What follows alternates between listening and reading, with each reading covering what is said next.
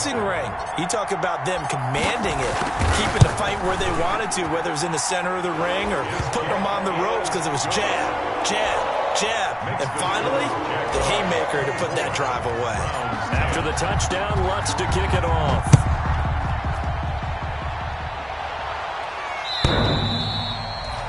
And that one will bounce out of the back of the end zone, so we will start here at the 25. The Browns drive about to get started. And their halftime hole now even deeper, and they need a big drive here just to answer the first touchdown of the second half scored against them. They were down at the half.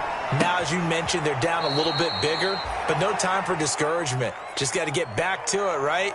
Put your shoulder against the boulder and start pushing and try and get back to where you were to start the half. And they'll work from the 29 on 2nd and 6. Now they try the right side here.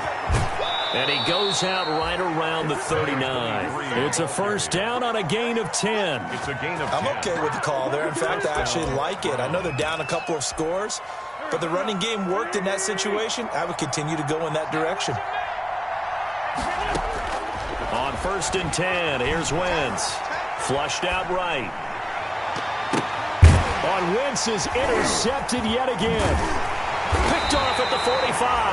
And he'll take it across midfield and down to the 48-yard line.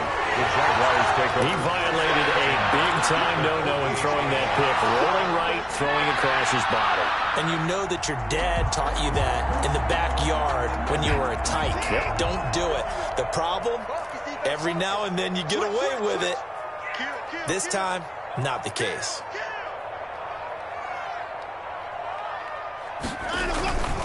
They'll go with Pollard here on first down. Give him 5 on the carry there, and it'll be 2nd down. Decided to hand it off that time on the run-pass option. Appeared to be an easy decision. Just gave it inside. Nice steady gain. At the 43-yard line. The first down run got 5. Here's 2nd and 5.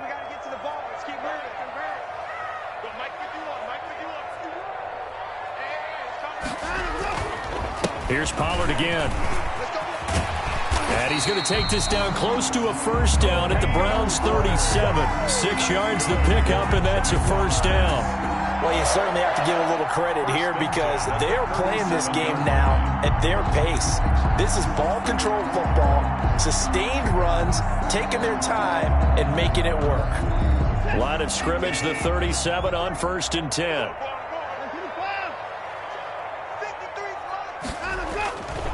They'll run with Pollard. And tough sledding. He'll get maybe a yard. Stop short of the 35. The tackle made. Sometimes with the running game, you've just got to stick with it. Look, it's the 3rd quarter. No time to panic. But that also doesn't mean you just do it the same way you've been doing it the entire ball game. Maybe change up some blocking assignments or run a few different plays, but stay with the overall essence of the running game.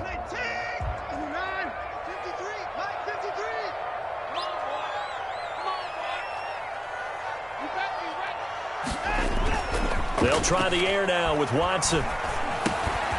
Caught on the right side, Reed. And inside the 20 before he's brought down. The catch and run there, good for 16 and a first. And now we get into the psychology of the whole thing because a lot of teams with a 2-score lead in the 3rd quarter, they almost become defensive with their offense, just playing not to lose. I think with this team, you got to figure at this point, this is a great spot for them to go into attack mode, really try and put the hammer down and finish this one off. And good downhill running. He's got 6 yards down to the 13. He was brought down at the 13-yard line. It's a pickup of 6. Brings up 2nd and 4.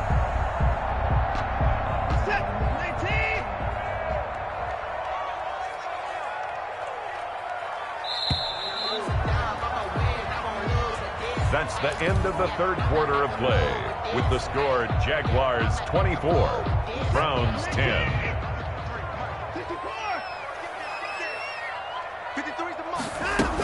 Gonna run again here with Pollard. And now they're inside the 10 as he's brought down at the 9. A 5-yard gain there makes it 1st and goal. How about this offensive line? They're really starting to establish themselves, take over this game. And before the series began, I know exactly what we said in the defensive huddle. Guys, we got to get no less than a 3-and-out. Let's get off the field. Instead, they can't find any traction towards doing that. Right now, they're just getting muscled all over the field and getting pushed down it. And they'll be driven back here, losing yardage to the 9. That's going to go as a loss of 1 on 1st down. This is obviously a critical sequence for this defense if they want to stay in this game. Down 2 scores already. They give up a touchdown here. That'll make things really difficult for their offense moving forward. Now from the 9, here's 2nd and goal. Now Pollard. He pushes forward for maybe 3 down to the 6-yard line. Defensively, I think they can smell a stop. Ball right around the 5 here, brings up 3rd. And I think what they've done is they put doubt in the minds of the offensive guys. What do we do? Because now you don't have a go-to play. Either side they pick, throwing it, running it, it won't be easy. And they'll get him down about 3 yards short of the 1st. Well, this was just simply excellent defense. On this 3rd down, they had to be alert for the possibility of a pass, but that didn't stop them at all from understanding what was going on when they decided to run the football, and they just swarmed and stopped them for almost no gain. So with that, you figure this game's pretty much out of reach at this point. Yeah, it's going to take a heck of a comeback to come from 3 scores down, but don't change that channel. Don't go away. Miracles can happen, and you want to be here in case it does. You're a company man. Aren't I, though? And no return on this one as the fair catch is signaled for and taken. The Browns take over 1st and 10 at their own 25-yard line.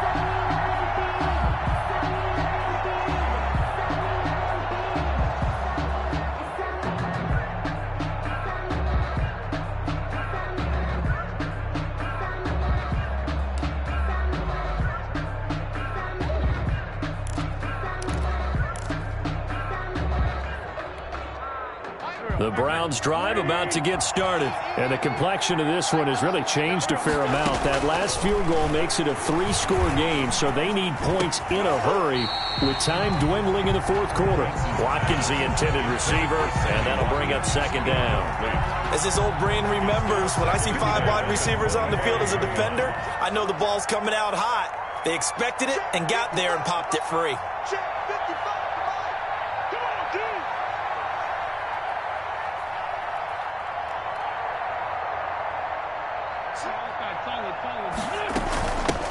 Hands it off out of the gun.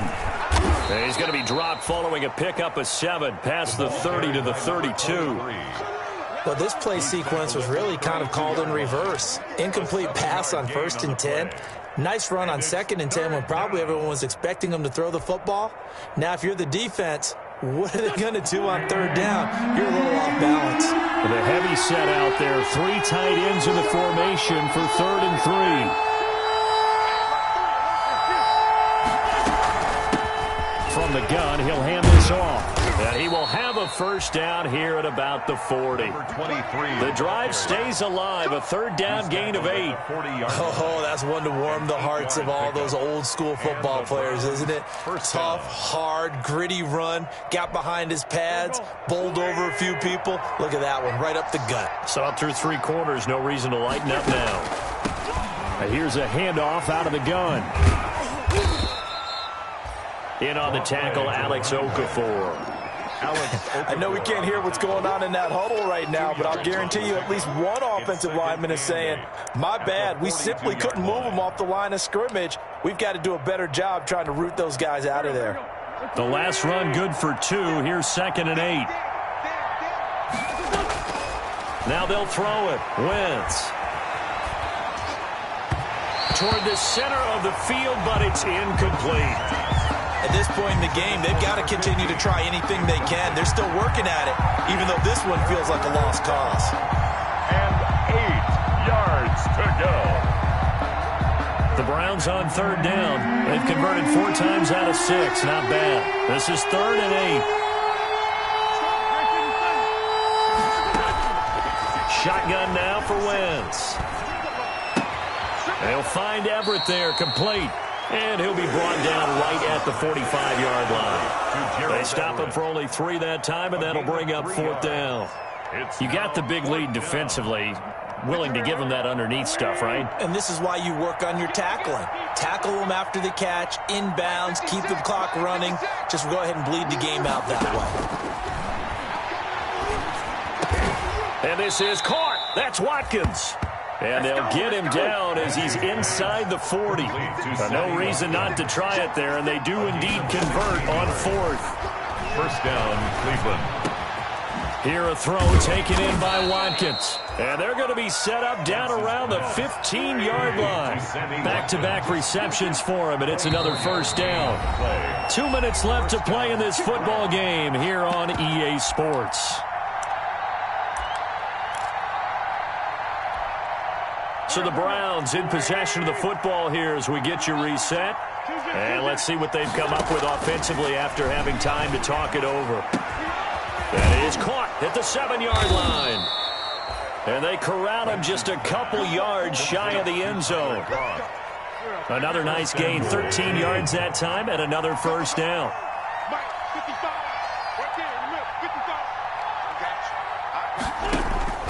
Wins to throw again. Eluding the pressure right. And he'll score. Touchdown, Browns. Touchdown. Taking it in from 2 yards out. And the Browns make some inroads here on that deficit. Well, I'd have to say that for him, that was an all-encompassing drive because it was his arm that got his team down to that point, but his legs that finished the deal. Give him credit for making it happen.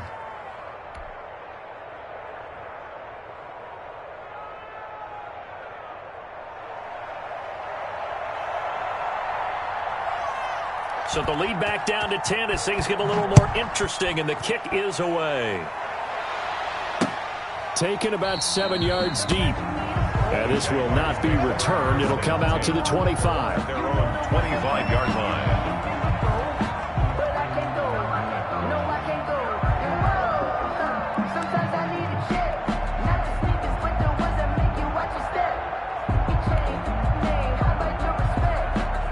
Jaguars come to the line to start their next drive. And a few kneel downs should just about do it. Now, defensively, they do have all 3 timeouts, but very little reason to use them at this point. And he's going to get a solid gain of 9 before being brought down. Second and right at a yard. I have to chuckle to myself a little bit, Brandon, because right now I could be in that huddle with that offensive line. I know exactly what they're saying. If you call a pass play here, we're going to call a timeout. Run the football. We've got control of this thing. Get him behind us and let's go. Their time to shine. And he's going to have to protect the football and take his lumps here at this stage of the game as they stop him behind the line. Third down.